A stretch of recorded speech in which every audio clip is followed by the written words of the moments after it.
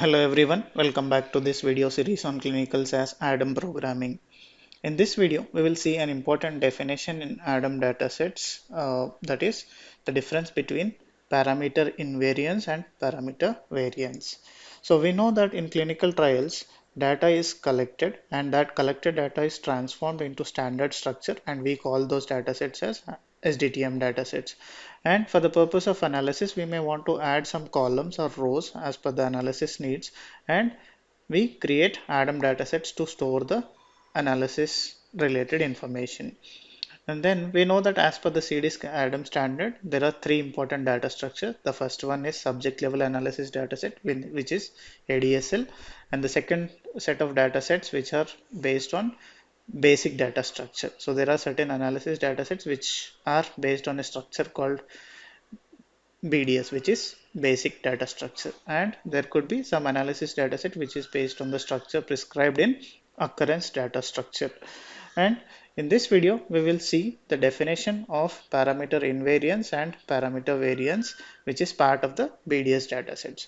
We know that as part of the BDS dataset, the core variables are the identifier variables like U sub ID, so which identifies the subject, and the another core variable which identifies the test or the uh, examination that is being performed is the variable parameter.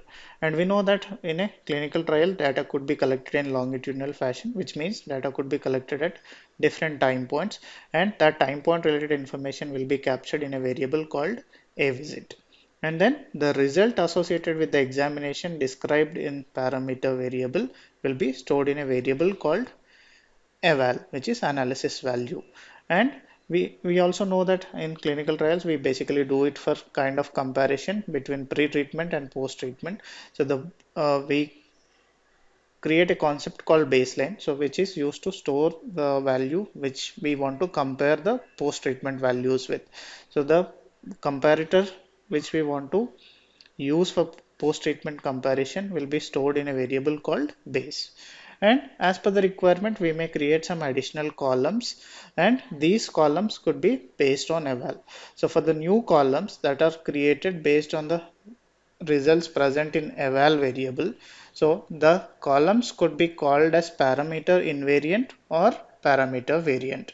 So what we will see in a while, what is parameter invariant and parameter variant.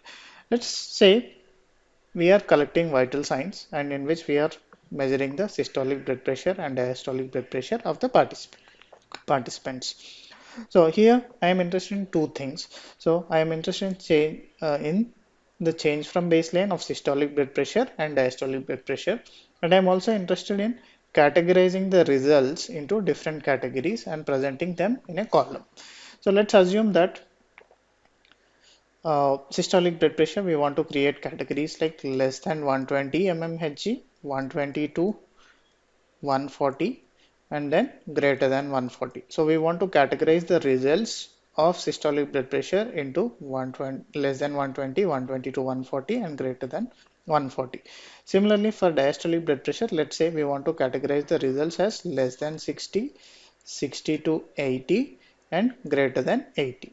So, and for change from baseline, it is derived as eval minus base. So is equal to change. So this is the definition for change from baseline, and result categories we have given the categories that we want to create for two different parameters. So we create variable called CHG to store the change from baseline as per the ADaM structure. And for storing the categories, so we have a certain set of variables called evalcat_y. So as we are in this case, we need only one variable. We create that variable as evalcat1. So we are creating a variable called change, so which is whose definition is eval minus base, and the resulting variable is CHG. And for result categories, we are storing in a variable called evalcat1. Now let's come to the definition of parameter invariant and parameter variant. So if any new column is created which involves eval, so which is as per the standard terminology, they say any new column that is a function of eval and if its derivation or algorithm changes between two different parameters, so we call it as parameter variant. And if the definition doesn't change in all the parameters wherever it is populated, we call it as parameter invariant. So here we are creating two columns, one is change and eval cat 1.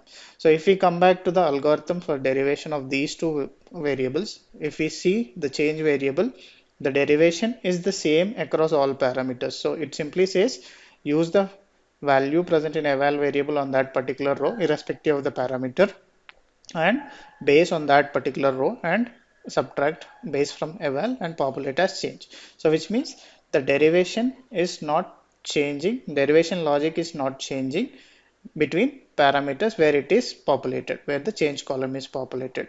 So why it is important to note that wherever it is populated text is, because there can be some parameters where that variable do not have any meaning. Say for example, if you are collecting uh, a laboratory urinalysis results, the results could be captured in categorical variables, categorical values like normal, abnormal, or positive, negative.